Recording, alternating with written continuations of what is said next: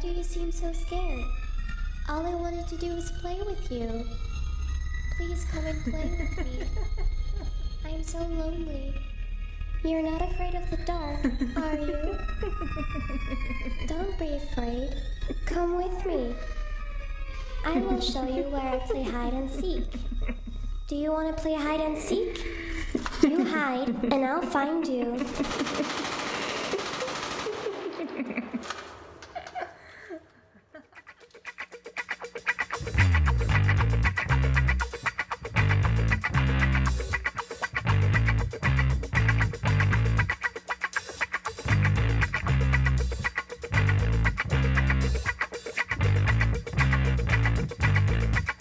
If you're a regular listener of this podcast, I probably don't have to explain what necrophilia is.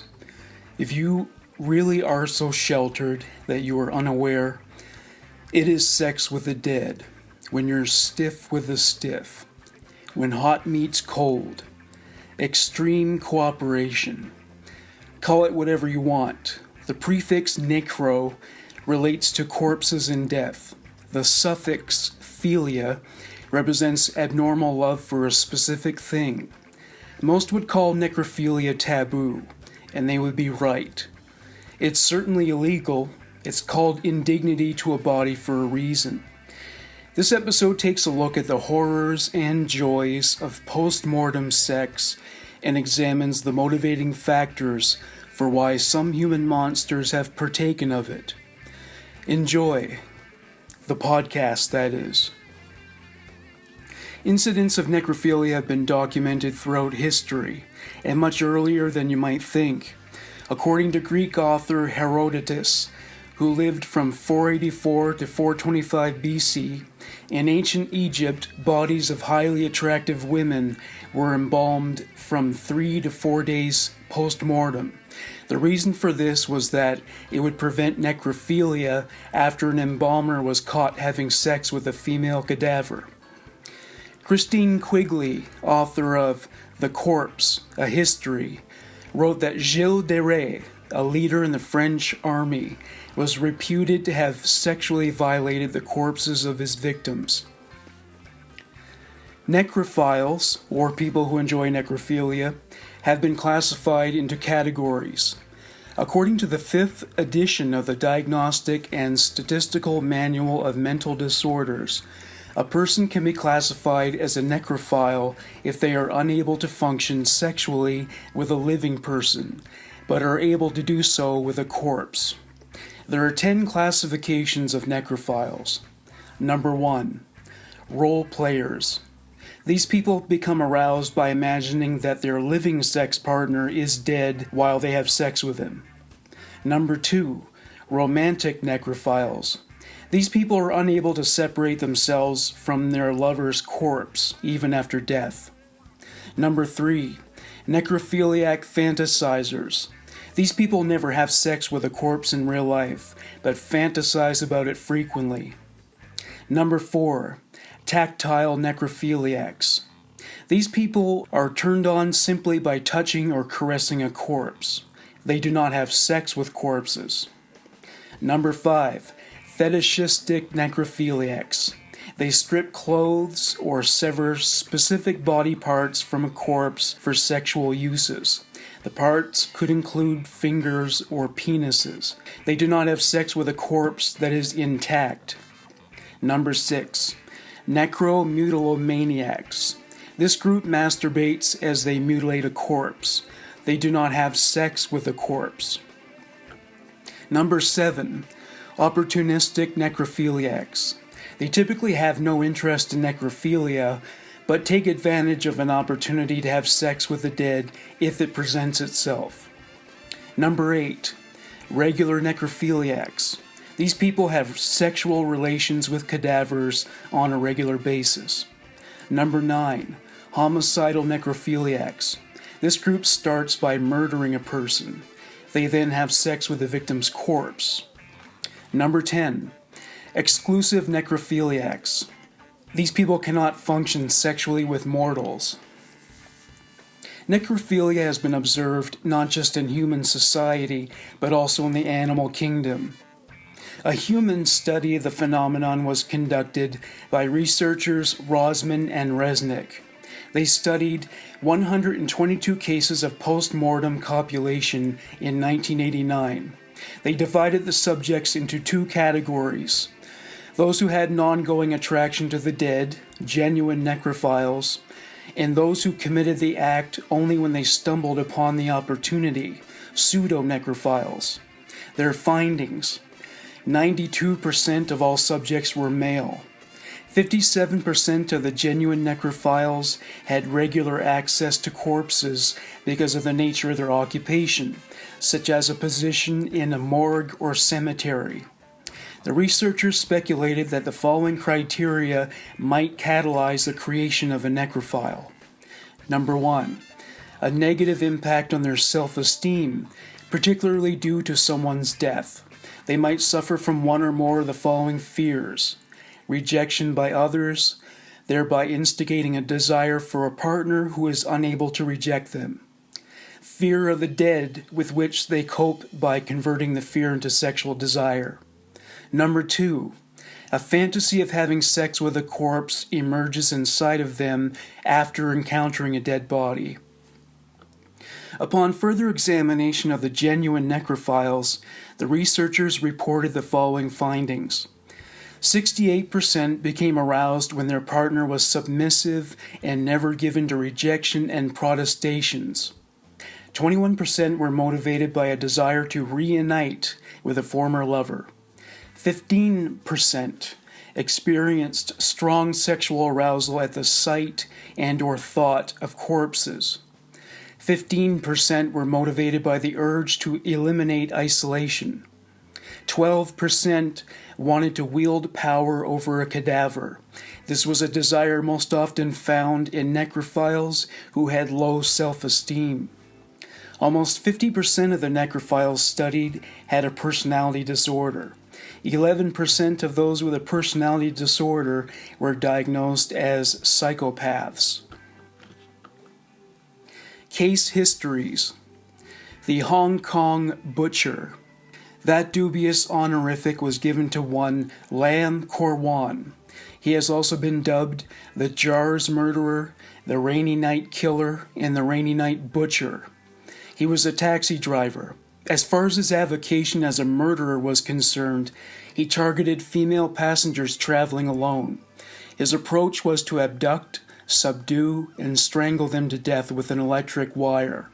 From there, he would take them to his house to mutilate their body. He would place their vaginas in Tupperware containers. 3 vaginas were preserved in formalin-filled jars. That is how he got the title, the Jars Murderer. Throughout the police investigation, the police discovered thousands of photographs of vaginas that were taken by Lam. He took the pictures at varied stages of dissection. Some were extreme close-ups. Lam filmed himself having sex with the 4th woman he killed. Lam did not live alone. Aside from his victims' severed vaginas, his brother lived in the same house and was never the wiser. Lam worked at night to keep his homicidal activities a secret from his family. Lam disposed of the corpses in isolated spots of the so-called New Territories and on Hong Kong Island. He took them there in his taxi. Lam was arrested on August 17, 1982. He was taken into custody while returning to a Kodak store in Hong Kong. The manager of the store reported the content in the photos to police. Lam was arrested when he returned to pick up his photos. He claimed a friend took the photos, but when the friend did not arrive as promised, Lam was taken to his home, which was searched. Police found an ammunition box filled with pornographic photos of his victims. There were also some videos. They also found the vaginas in Tupperware containers at this time. This is a rundown of 4 of Lam Kor-wan's victims. Chan Fong Lun, 21 years old. Her corpse was dismembered into 7 pieces. She was found in the Shing Mun River in New Territories. Chan Wan Kit, 31 years old. Her body was found in a rice bag near Tai Hang Road on Hong Kong Island. Long Sao-wan, 29 years old. Her body was found in a rice bag near Tai Hang Road, Hong Kong Island. Long Wai-sum, 17 years old. Like the last two, her body was found in a rice bag near Tai Hang Road. The police found 15 bodies all told, but only the preceding 4 could be identified. Lam was only prosecuted for their murders. Lam's trial lasted for 3 weeks. He was found guilty of murder on 4 counts. He was sentenced to death by hanging on April 8, 1983.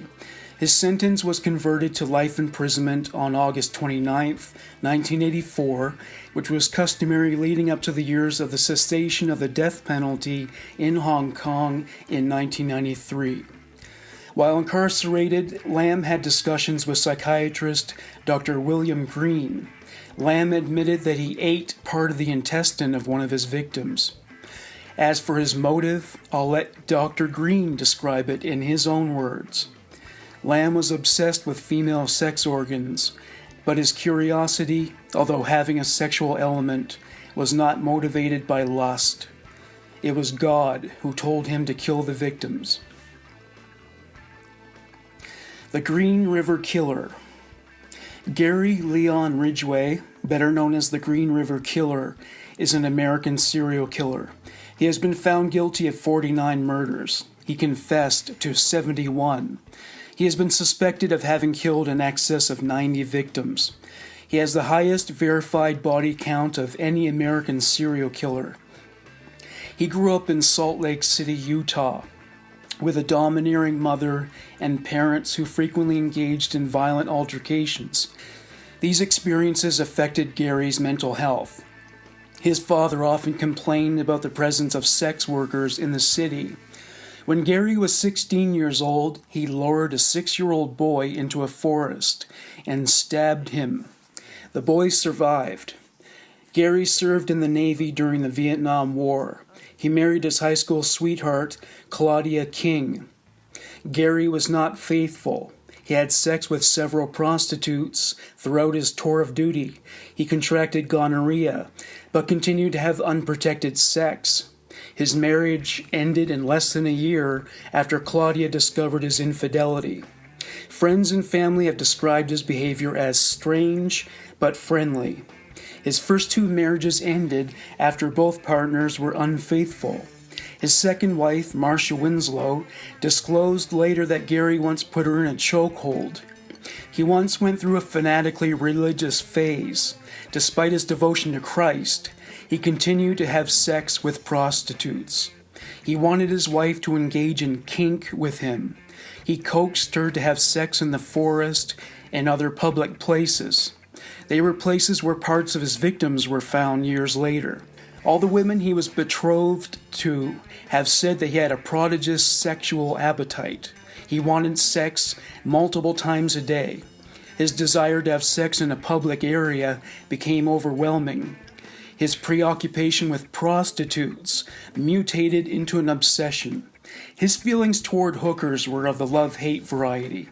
At times, he would complain about their presence in the neighborhood. This, while he regularly solicited their services. Gary's third wife was Judith Mawson. Judith was his true love. He loved her so much, he even murdered less often than usual while married to her. In fact, statistics imply that he only killed 3 people while married to Judith. Later, during a televised interview, Judith said, "I feel I have saved lives by being his wife and making him happy." Throughout the 1980s and 1990s, Gary Ridgway was known to have killed no fewer than 71 women near the cities of Seattle and Tacoma, Washington. He admitted to this in 2001. During his testimony in court, he said that he could not state the exact number because he killed so often he lost count. Most of the murders were committed between 1982 and 1984. The victims were either prostitutes that worked the Pacific Highway South or runaways. Many of them were dumped in woodlands around the Green River. 2 victims were found in the area of Portland, Oregon. The corpses were dumped in groups. Many of them were postured to a position of Ridgway's preference. They were usually left naked. On occasion, Ridgway would return to the spot to have sex with the corpses. The stage of decomposition mattered not. He would still fuck their corpse. Many of the cadavers were alive with maggots as he penetrated them. He would later go on to say that he didn't find necrophilia to be sexually fulfilling. He only did it to diminish his need to copulate with a live body. Living, breathing human beings with lives were reduced to masturbation tools. Many of the bodies were only found once they wasted away to their skeletal remains. 3 victims remain unidentified. As a measure to complicate police investigations, Ridgway would leave materials used by others at the dumping sites. Such items included discarded cigarettes, chewing gum, and other things that had made direct contact with human DNA. Ridgway had a routine for his murders. Step 1 was to pick up a female hitchhiker. He would show her a photo of his child. He did this to convince her he was safe and trustworthy. When her defenses were down, he would overpower her. After raping her, he would choke her from behind. Sometimes the victims fought back, leaving scars. Having learned his lesson, he started using ligatures. He preferred to kill at his home, his truck, or a secluded area. When investigators assembled a task force to nab the Green River Killer, serial killer Ted Bundy was consulted. He gave his opinions on the murderer's motive, behavior, and what his next move was likely to be. One of his suggestions was to stake out the grave of a freshly buried corpse. Bundy opined that the killer would return to have sex with a corpse. This Bundy knew from experience. Gary Ridgway was arrested and charged for soliciting prostitution in 1982 and 2001. He was questioned about the murders and his possible involvement during a polygraph test. He professed to be innocent, but the results of the test determined that he was deceptive. In 1987, police collected hair and saliva samples from Ridgway. After the DNA of his saliva was analyzed and compared to semen samples taken from the corpses, he was arrested. At his trial, he agreed to a plea bargain that spared him the death penalty. He later intimated how he dealt with the victims before killing them. I would talk to her and get her mind off of the sex, anything she was nervous about, and think, she thinks, oh, this guy cares, which I didn't. I just want to get her in the vehicle and eventually kill her. He was sentenced to life in a prison in Washington State, the location of his mortal remains. Edmund Kemper. Edmund Kemper is an American serial killer born in California. He started killing at the age of 15, and between 1964 and 1973, his body count escalated to 10 victims. He engaged in necrophilia with several of his victims. He once admitted that he experimented with cannibalism with one of the bodies. His first victim was his grandmother, Maud. They had an argument at the kitchen table. Kemper became enraged to the point where it became unmanageable, and he shot her in the head with a .22 caliber rifle. He shot her twice in the back. During the autopsy, several stab wounds were discovered. When his grandfather Edmund arrived home from a grocery run, his grandson shot him. Edmund called his mother to tell her about what happened. He asked her what he should do. She told him to call the police. When the police arrived, they questioned Kemper. He told them he wanted to see what it would feel like to kill his grandmother. He said he killed his grandfather to spare him the devastation of discovering his wife was dead. Kemper was evaluated by psychiatrists commissioned by the court. He was diagnosed with paranoid schizophrenia. He was sent to the Atascadero State Hospital and was held in the unit for the criminally insane. He underwent further testing while at this hospital. The psychiatrists at this institution disagreed with the verdict of the court psychiatrists. They did not find evidence in his thinking of schizophrenic symptoms. To quote the staff, "No flight of ideas, no interference with thought, no expression of delusions or hallucinations, and no evidence of bizarre thinking." They also found him to be highly intelligent. They tested his IQ and measured it at 145, which is close to the level of genius. While incarcerated, Kemper became a model prisoner and even assisted psychiatrists by giving tests to other inmates. Prison is sometimes dubbed con college because criminals learn more effective ways to commit crime from other inmates. Sex offenders taught Kemper that he should murder the women after raping them to avoid being reported. Feeling that Kemper was cured of his homicidal ideation, the hospital set him free. He was free to kill again, and he did. During the period of May 1972 and April 1973, Ed Kemper murdered 5 female university students, a female teen, his mother, and her closest friend. During these 11 months, Ed Kemper, at his most malicious, came out to play and won the serial murder game at every turn. He scored highly with such acts as necrophilia, stabbing, mutilation, and strangulation. Kemper has said that he was motivated to kill after having a dispute with his mother, Clarnell. The two had a contentious relationship. One remark made by Clarnell was particularly provocative. She told him she didn't introduce him to women from the university where she worked because, quote, "You're just like your father. You don't deserve to get to know them," unquote. This remark led to him developing feelings of hatred toward his mother. May 7th, 1972, Edmund picked up 2 female hitchhikers, Marianne Peace and Anita Mary Lucchesa. They were headed to Stanford University. He agreed to take them there, but after an hour of driving, he diverted from the route one would typically take. He drove them to an isolated spot near Alameda with enough subtlety to avoid alarming the girls. Upon arriving, he handcuffed Mary and placed Anita in the trunk. He strangled both of them. Initially, Kemper only wanted to rape them, but then he remembered the advice given to him in prison. Strangely, while handcuffing Mary, he became embarrassed after accidentally touching her breast, and even apologized for it before killing her. He deposited both of their bodies in the trunk and drove back to his apartment. His roommate wasn't home, so Kemper took the bodies to his room. He arranged them in erotic poses so he could take pornographic photos of them. From there, he had sex with their corpses. Once he was finished having sex with their lifeless bodies, he dismembered them. He put the parts in plastic bags. He took them to Loma Prieta Mountain. He was about to dump the bags into a ravine, but wanted to commit one final act of necrophilia, irrumatio. Simply put, he fucked their faces. He wanted to do it then, while their severed heads were still fresh. His timing was ideal.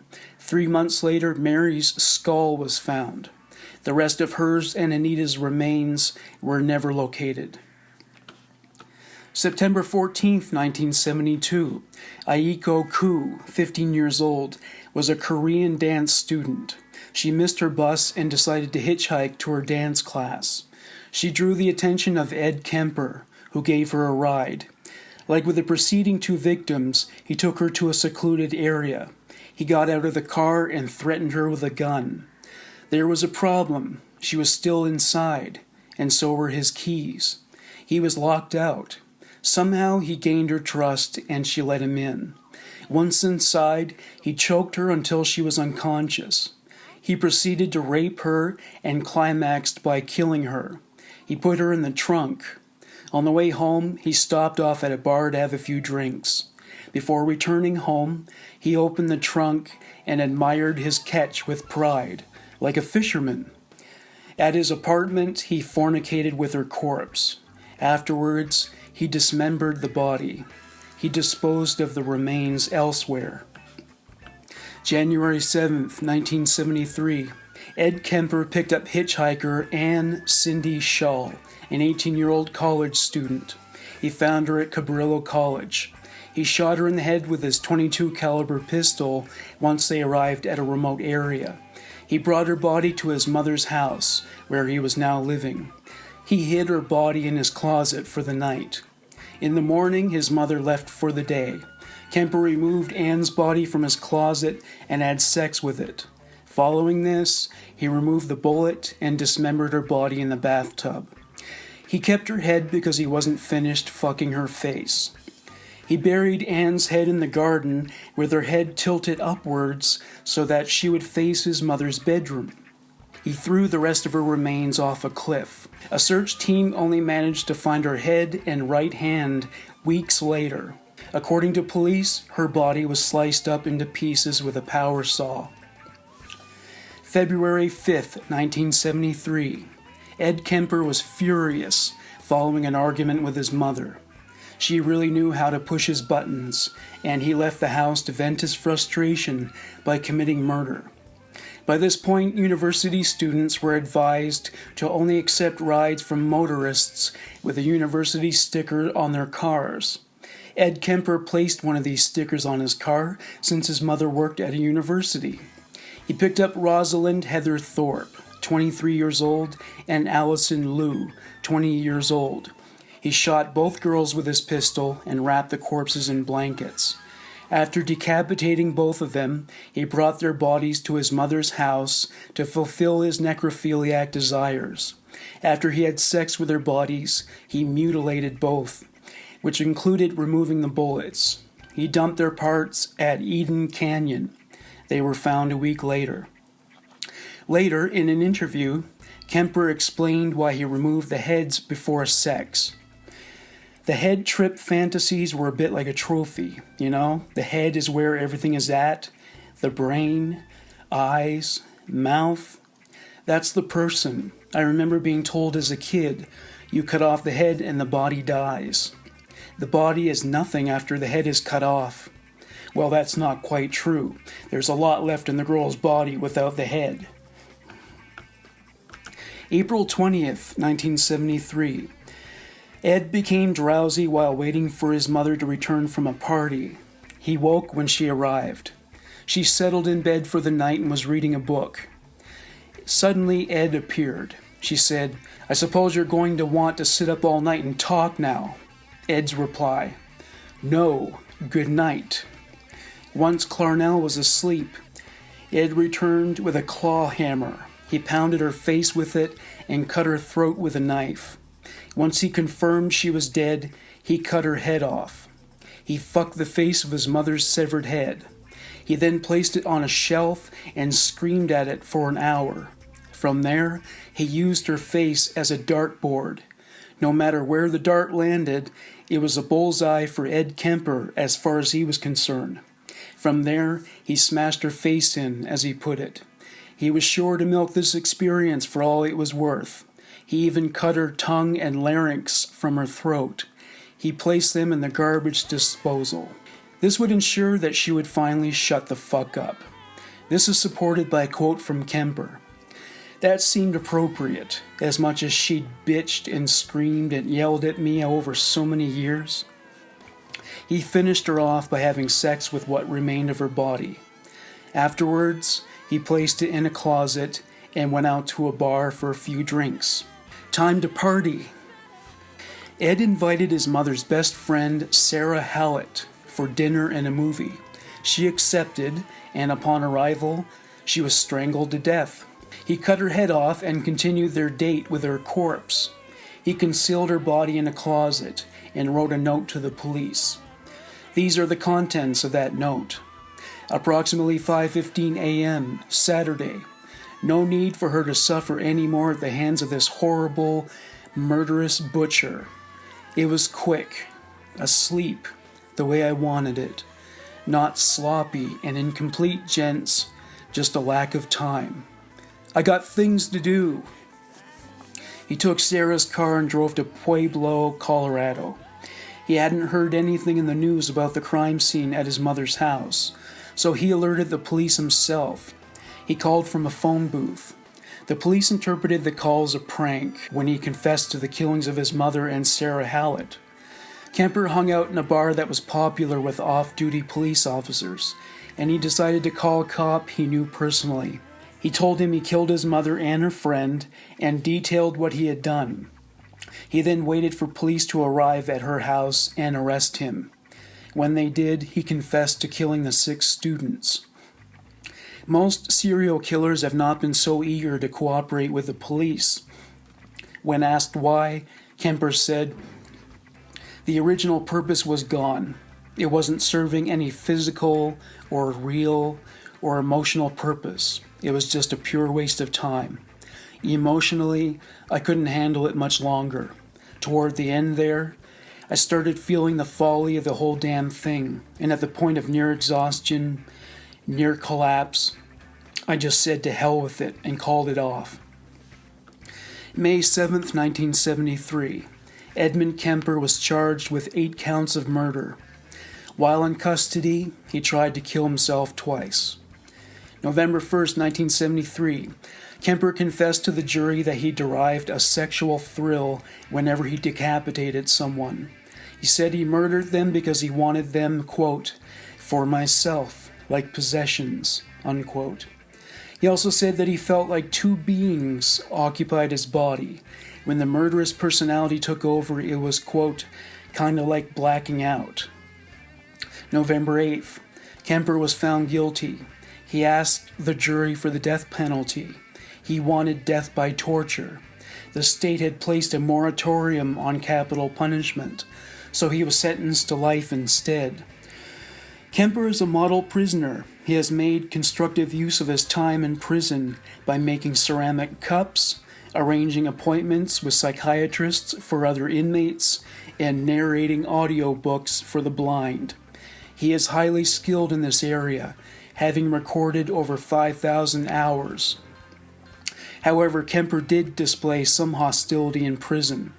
When a man named Robert Ressler was investigating Kemper's cell, he was feeling uneasy about being alone with Ed. He kept pressing a button to alert a guard.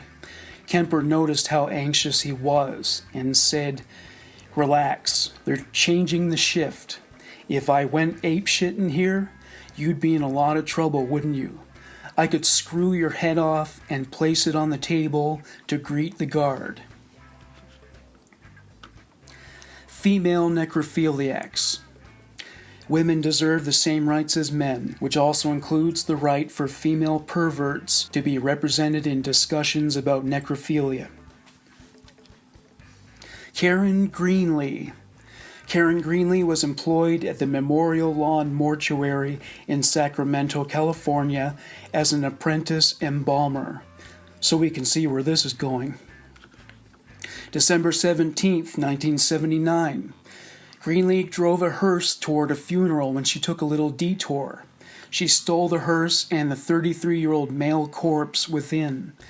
Once she reached the location of the funeral, she said to the relatives that she, quote, "did a big donut and took off," unquote. A few days later, she was found near Allegheny in Sierra County. She had overdosed on 20 pills of Tylenol and codeine with the intent to take her own life. She survived. She wrote a suicide note that contained a confession. She had had sex with between 20 and 30 corpses of young men. She described it as her addiction. Greenlee was indicted and found guilty of stealing the hearse. Necrophilia was not illegal in California at the time, presumably because lawmakers assumed the public would just know not to fuck the dead. Therefore, she was not charged for getting laid with the lifeless. She served 7 days in jail and paid a fine of $255. After her release, she underwent therapy. This helped her to achieve a sense of inner peace. In 1987, Karen Greenlee shared her experience as a necrophile in detail to author Jim Morton. The interviews were published under the title The Unrepentant Necrophile. It was included as part of his book, Apocalypse Culture. Greenlee described her attraction to young men, what she did with their corpses, and her love of the smell of a cadaver and the qualities of human blood.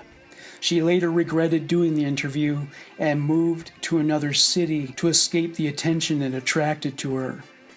She was asked about changing people's attitudes towards necrophilia. She said, "Yeah, when I came out here I noticed it. It's almost a fad. They're not really necrophiles, but pseudo-necrophiles, like a death cult. But there are probably a lot of people who would do it if they had the opportunity." Greenlee's story saw further publication. It was included in a story by author Barbara Gowdy called "We So Seldom Look on Love," which was published in 1992. It inspired the 1996 independent Canadian film Kissed, directed and co-written by Lynn Stopkowich. The film depicted necrophilia in a tasteful way, portraying it as a spiritual practice by its female protagonist. Eventually, Karen Greenlee stopped hiding and began traveling America, sharing the story of her experience as a necrophile. She appeared on the daytime talk show Sally Jesse Raphael. The producers decided not to air it because of Greenlee's lack of remorse. Juana La Peque Sacaria. La Peque Sacaria is Spanish for the little killer, and it was apropos for Juana, who was a hit woman for a cartel in Mexico that went by the name of Zetas. She aligned herself with the Zetas after her brother was murdered. She became pregnant at the age of 15 by a man who was 35. She and her family were indigent, and she turned to prostitution to support herself, her child, and her family. In an interview from a prison in Baja, California, she said this of her childhood: "Ever since I was a little girl, I was a rebel, and then I became a drug addict and an alcoholic." She told a Central European news outlet that her life of crime with the cartel began as a lookout for police and military patrols. This position was called halconio. She would spend 8 hours daily standing at a lookout point. If she failed at this, she would be forced to subsist on one taco for the day and would be tied to a chair. During her time with the Zeta cartel, she witnessed and participated in some horrendous crimes. On one occasion, a man's head was used to break open a can of mace. She recalled how she felt about it at the time. "I remember feeling sad and thinking I did not want to end up like that." This feeling was short-lived. A local news site called Denuncias reported that Juana indulged in necrophilia and cannibalism. She admitted that she felt, quote, "excited by blood, rubbing myself in it and bathing in it after killing a victim. I even drank it when it was still warm," unquote. According to Denuncias, she insinuated that she, quote, "had sex with the corpses of those decapitated, using the severed heads as well as the rest of their bodies to pleasure herself." Several members of the Zeta cartel were indicted for chopping their victims up into pieces and cooking their flesh with diesel fuel. Back to the male necrophiles. Victor Ardisson. In 1901, Victor's stepfather Honoré Ardisson's house attracted negative attention from its neighbors. This was due to the stench that emanated from somewhere within. Honoré dismissed these complaints, insisting that the odor came from garbage. He was nevertheless determined to track down the source of the smell. He went to the attic and discovered something that looked like a dead animal. He took a closer look and discovered that it was the corpse of a 3-year-old girl. Honoré called the police. They investigated the house and in the process found other body parts and related items. The bodies and their components were stolen from a local cemetery. Honoré was detained as a person of interest. He was released when his stepson Victor confessed that it was he who was responsible. His confession was reported by international media. After leaving the military, he encountered difficulty with finding work in his hometown of Lemay. He learned of an opening at a cemetery for a gravedigger. He and his stepfather were hired. Honore accidentally fell into a grave and was injured, so Victor dug the graves by himself from that point onwards. Victor was also appointed as the town's undertaker. He handled many corpses, in more ways than one. It was a necrophile's dream come true. He was a lifelong necrophile, and while employed at the cemetery, he got stiff at the sight of the stiffs and took advantage of their unwavering cooperation. He confessed to having fornicated with over 100 corpses. In some cases, he mutilated the body after having sex with it. On occasion, he would dig up a buried body to copulate with it. Most of them were females, and he did not discriminate by age. It's theoretical, but it's marginally possible that Victor was mentally ill, for he admitted to talking to the corpses in hopes that they would answer him. Victor especially treasured the body of the 3-year-old girl he kept at his house. Hers was used for oral sex. He believed that by violating her expired body, he would revive her. He believed this about all the bodies with which he had sex. When he engaged with a woman's dead body sexually, he would refer to it as a bride. He was not just some heartless corpse rapist. He would also refer to some of the cadavers as my fiancé and go on to kiss them passionately. Victor was charged with several counts of grave robbing, abuse of corpses, and necrophilia. Victor was evaluated by mental health professionals. As a child, his mother was very physically abusive, so much so that she may have given him brain damage. She eventually left him and Honore. They engaged in petty crime together, and their reputation in town soured as a result. Victor was bullied in school and was a loner. When he did try to reach out to other people, it often manifested in the form of following women to public washrooms. He would watch them urinate. Sometimes, when possible, he would harvest the urine and drink it. He did not consider this behavior to be abnormal. When he did have normal sex with women who were living, they were prostitutes and beggars that his father brought home. Rumor had it that he masturbated in public. He drank his own semen. To quote Victor, "It was a pity to let it go to waste." Needless to say, it would be an understatement to say that he had a very poor grasp of social norms.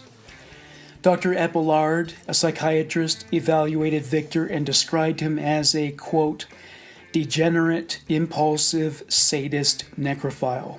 He also noted the asymmetrical shape of Victor's face, which indicated compromised intelligence.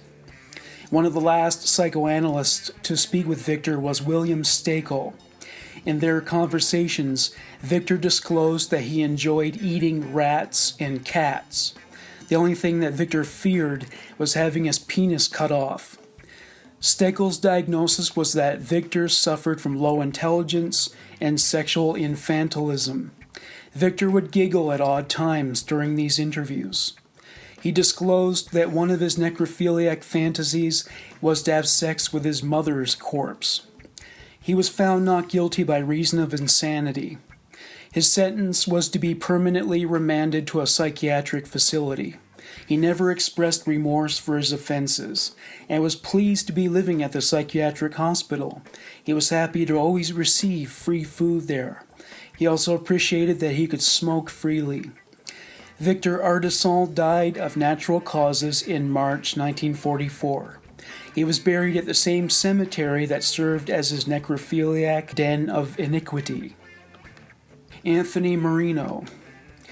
October 28, 2007. 24-year-old Anthony Marino from New York City was caught engaging in necrophilia. He was having sex with the body of a freshly deceased 92-year-old woman in the morgue of New Jersey Hospital. He was a histology technician, a specialized lab technician who aids in the diagnosis and treatment of diseases by converting tissue samples into microscope slides. One day he went to the morgue and lied to the attendant guard, telling him he needed access to the morgue and his key wasn't working. He said he needed access to inspect some sample tissue. The guard had no reason to be suspicious, so he let him in. However, after departing, he decided to return to see if something was amiss. When he entered the morgue, he caught Marino in the act of having sex with a corpse. The guard alerted police. Before they got there, Marino tried to eliminate evidence by washing his genitals. It made no difference. The guard was an eyewitness, and Marino's culpability was assured. Marino was charged with the desecration of the remains of a human being. In New Jersey state law, this is classified as a second-degree felony offense. He pleaded guilty and was sentenced to serve 7 years in jail. He underwent extensive psychiatric treatment during this time. Genzo Kurita. Genzo Kurita of Japan murdered several mothers and their children in the 1950s and 1960s. His first crime included necrophilia with a woman immediately after killing her, as her baby slept beside her corpse. His second offense had him throwing a woman's 3 living children off a cliff. From there, he raped and killed their mother. One of the children did survive, however. It is unclear how he committed the murders, but there were signs of foul play, like bruises, cuts, and other marks. His third murder involved a woman and her niece. He had sex with the niece's corpse. He was later found out when his fingerprints were taken from a body. He was sentenced to death. His body went unmolested. I hope you enjoyed this episode on necrophilia. Whether your tissues were for tears or some other bodily secretion, please indicate in YouTube comments. I'm going to leave you with an interview with a real necrophile who identified by the name of Layla Wendell. She was interviewed by a program on WBAB radio. Thank you for listening to Human Monsters. Bye for now. But listen, we were talking about Mr. Moran's question, which was how you engage in this. I mean, now, first of all, Rita pointed out during the break, I think, a very important and sensitive question. You're a licensed funeral director, so you know, licensed undertaker, Leila. Although, what do you do now professionally? You're a writer? I'm a freelance writer and artist now. Professional freelance writer and artist. Yes. And you do make a full-time living doing that? Yes. And you know, as a licensed undertaker, and just as a human being with some sensitivity, I'm sure, that we make rituals about death. I mean, all societies and cultures do it. We don't mummify our dead the way the Egyptians did, but we have our own rituals and ceremonies. And I think the rituals and ceremonies, if not important to the dead, certainly are important to the living. The living only. Yeah, I rather doubt that my grandmother, who passed away several years ago, really cared for the ritual, because at that point, at the age of 99, she couldn't have known or cared. And if she's on the other side, her spirit will communicate with us, but the flesh no longer matters. But you're offending the living. I mean, you're going into mausoleums. What about what you do to offend and to hurt the living, who feel now that if you're going secretly into mausoleums, you're violating their loved ones? What do you laid to rest. What do you term violation, first of all? Well, let me interpolate. Perhaps it would be best Please, if she should tell us what it isn't first, what necrophiles do not do that people may, in the popular imagination... I think I ought to stress a point here. Yeah. We do not advocate necrophilia as merely a sexual tool for those who cannot cut it with the living. You're not proselytizing, are you? In other words, you're not seeking converts, are you? No, we're not forcing our ways upon anyone. We are out there for those who have no place to go, who have been this way as long as they've been this way and fought themselves because of it. We are offering them an outlet through which they can correspond and get closer to their own feelings without feeling. But you're going into the mausoleum. I don't care what you do in the mausoleum, dear. You're in the mausoleum. Right, Rita? Everybody who has their loved ones in a mausoleum right now, who is listening, is thinking, my God, I hope it isn't ours. But what are you talking? What is so terrible about going into a mausoleum? Tell me that. What do you fear that I'm going to do? Why do they put locks on the doors? What do you fear that I'm going to do in the mausoleum? Why do they put locks on the doors? What do you fear that I'm going to do? Violating privacy. What do you do? You violate privacy. It depends upon what the belief and the background of the person is that has the mausoleum. Quite honestly, if you were asking me personally, all right, I could make the joke and say, well, you're a very attractive young lady, and and you can do anything in my mausoleum you damn well please.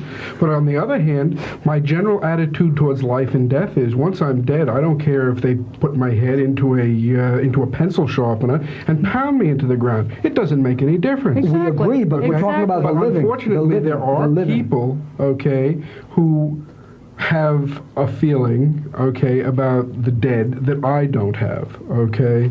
They don't have, they feel that there is something in the body after the person dies that is still their husband, their wife, their mother, their father, their child. And in a situation like that, the individual would probably be very, very hurt to think that someone who was not a welcomed guest was present in a mausoleum. Just my presence would whatever upset it is you're them? doing. Yes, to some, Just my presence? Sure. I think so. There's nothing I can do about my presence there. I don't see anything wrong with that, first of all. What do you do once you enter I the don't do mausoleum? anything irreverent. No. Some people would suggest just by being in the mausoleum with the purpose of loving the dead or having a sexual relationship with the dead, you are doing something disrespectful Number or one. irreverent, if Number not one. perverse. Please. Number one, there is no actual intercourse. Number one. Let me get For that some clear. necrophiles there is, For some necrophiles, there is. not for you. Not for me personally, because I believe it is a corruption of the dead, okay? All right. What do you do once you're in the mausoleum? Well, have you ever been to a necromancy ceremony? Let me put it to you that way. Any of you? Happily, I'm familiar with them, but I have not attended. All right. Well, the basic principle of necromancy is seducing the corpse in order that the spirit may come through it. The spirit of Yes. death, if you will, may Yes. come through it. That's basically Yeah, what there are metaphysical. metaphysical. Yes. That's basically what I do. Could you be more specific? Everything but intercourse, okay? Do you touch the body? Yes. Do you caress the body? Yes. Do you kiss the body? Yes. All right. I think I just answered it when I answered Mr. Moran's question. To what end? Are you asking? Yes. Yeah. I don't understand. Towards what purpose? Towards what purpose? Do I do this? Yes. She had mentioned about I the mentioned angel it of to death. and, seduce the corpse so the angel of death will come through to me. What about sexual arousal? What about sexual arousal? Is there? Of course. If there wasn't, I wouldn't be there. If there was no arousal, it would... Okay. What? It would have to be arousing in order for you to be there. Is the arousal for its own sake, or is it part of the magical It's part of the ceremony to magic. get It's energy? part of the so-called psychic ceremony, if you will. Okay. It's not just love of the corpse itself. Do you enter alone? I'm joining late, so maybe I'm repeating what's been repeated, but are these people that are dead that you're having sex with people Not that... sex. Okay, the people that are Making dead love that you're to? seducing Okay. or making I like love Joel's to, word are better. they people who consented to this prior to their death? No, most of them. She I does didn't not know any them. of them. No. Okay. No. No. I'm a sex therapist. I see people with many types of things that other people would condemn them for. My own feeling is that if people are doing things that make them happy where no person is getting exploited, where Yes. somebody isn't being forced to do something. In other words, if you want to beat somebody who likes being beaten, I think that's a wonderful thing if the two of you find each other. Yes, However, the major agree. issue... You certainly would be the first to agree with The that. major issue for me is one of consent. If you were beating somebody who didn't want to be beat up, I think that would be a problem, and we'd change there from a variation. I wouldn't enjoy doing that. No. And that would be, if you were beating somebody up who didn't want to be beat up, we wouldn't be talking about a sexual variation. We'd be talking about a crime. That's right. Right, Here they right. get Okay. a certain pleasure from pain, but it's between consenting adults. It does not go beyond what consenting adults agree to, Right. And Correct. in Right, this situation, which is perfectly acceptable. the thing that troubles me about what you're saying is or what you're doing is the lack of consent that's involved. I think Did it would anybody be, say no, though? well, I don't know whether people. I think people. I think It's no people longer a do- person. Remember, the spirit of the person is long departed. The spirit of the that's your- individual is Most long of departed. us would.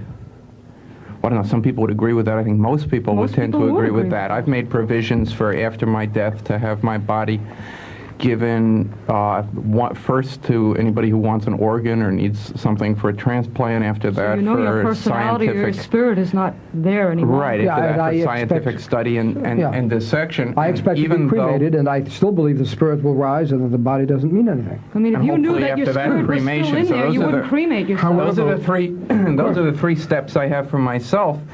I believe that my body is my body, and that then if you decided that wasn't okay for me to be dissected like I would like to be for medical science, and instead it would be better for me to be buried, that would be a violation of my rights.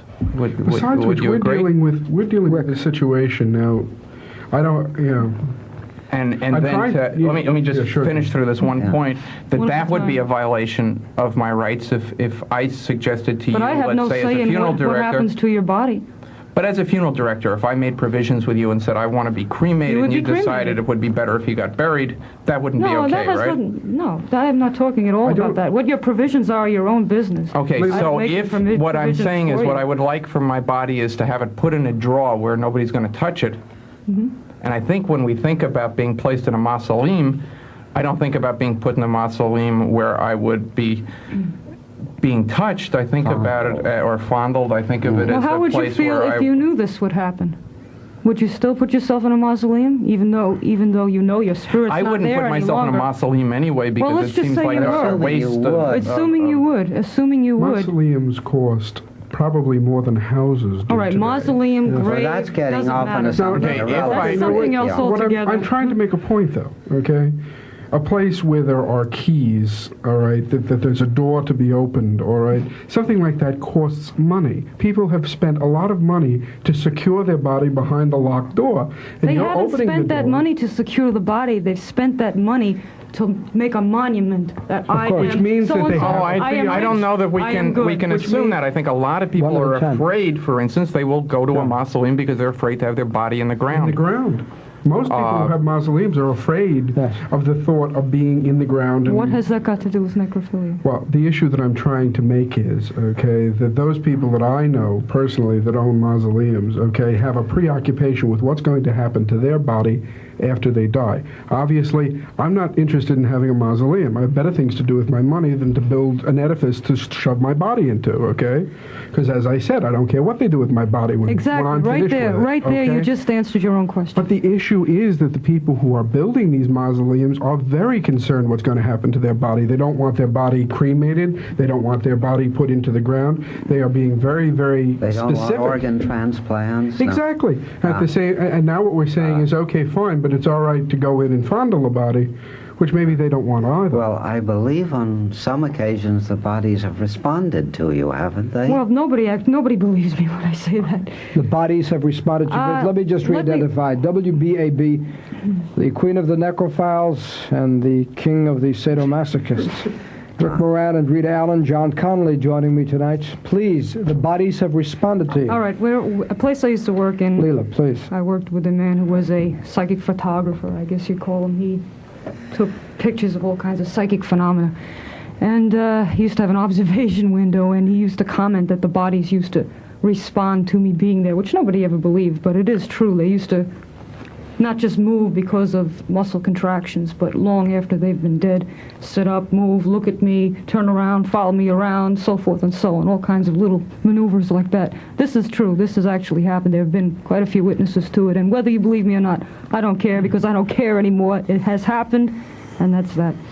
I really believe that you believe that. I'm even open to maybe that happened. I'm open to that it's okay to have sex with anybody who says it's okay to have sex with you, even if they're dead, or to make love to anybody who you want to make love to, even if they're dead, as long as you do it with that person's permission. But how would you get the permission of a corpse? It's very difficult, I think, to get the permission of a corpse. That's why it seems to me that you could secure that permission before they die. Before they die, and I think you might find people.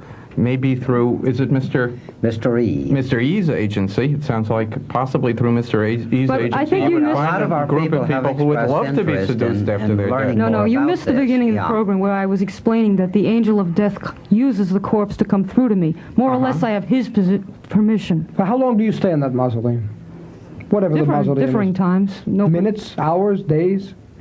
No, differing times. Could be 5 minutes, could be a night, a day, whatever. Have you ever been caught in there by a long time police ago. or a security Long time guard? ago. Mm-hmm. With what repercussion? Not really any. Did they ask you what you were doing? A couple times they threw me out, but they asked me what am I doing there. I said, just don't take anything. That you never do? No. You don't take jewelry or any of the Some people earthly walk goods around that are- stealing skulls. No, I don't do That's that. not for you? No. Mm-mm. Uh-huh. And you do this at cemeteries throughout Long Island? In other places. Other parts of the country as well, but you don't go alone? Do you ever yes. go in alone? Oh, surely. Most of the time I am alone, but I have gone with other people, too. Mr. Moran? Merely because I wanted someone there to witness this being's coming out. What percentage of the time that you make love to a corpse does the specter of the angel of death come to you? 75% of the time. Does it always look the same? Yes. What is there about it that makes you not think that you have created it yourself out of your own mind? Because other people have seen it. That No, it wouldn't, doesn't. right, that wouldn't necessarily mean that that isn't what happened. Is it possible? Can other people see my fantasies?